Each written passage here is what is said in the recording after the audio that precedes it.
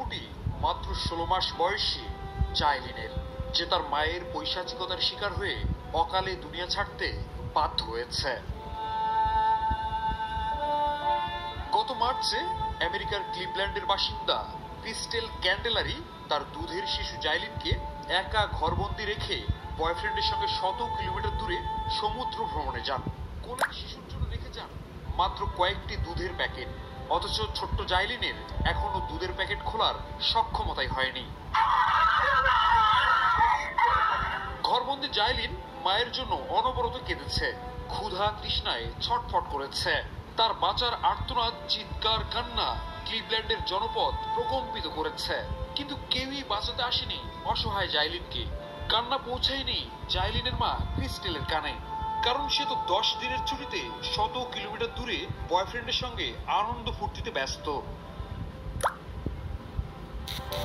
একজন প্রতিবেশী জাইলিনকে তার মা ছেড়ে যাবার 2 দিন পর তার চিৎকার ক্যামেরা বন্দি করেছে।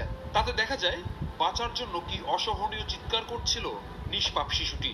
10 দিন পর যখন তার মা ফিরে আসে, ততদিনে জাইলিনের কান্না থেমে গেছে।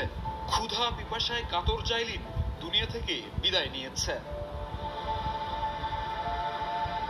আমেরিকার ফরেনসিক বিশেষজ্ঞ এলিজাবেথ মুনি জাইলিনের মর্মান্তিক শেষ কয়েকদিনের বর্ণনা করেছেন এভাবে, যে দুঃখ যন্ত্রণা জাইলিন সহ্য করেছে তা কয়েক ঘন্টার নয়, 1 সপ্তাহের বেশি স্থায়ী হয়েছিল। দিনের পর দিন ক্ষুধা, অতিমাত্রার তৃষ্ণায় জাইলিন ছটফট করেছে। খাবারের অভাবে তার ওজন ভয়াবহ মাত্রায় কমে গিয়েছিল, কিন্তু কেউ তার ডাক শোনেনি। নিষ্ঠুরভাবে সন্তান হত্যার দায়ে বর্তমানে ক্লিভল্যান্ডের আদালতে জাইলিনের মা ক্রিস্টেলের বিচার চলছে। I'm not trying to justify my actions. Pero nadie sabe cuánto yo estaba sufriendo. But nobody knew how much I was suffering Y por lo que estaba pasando. and what I was going through.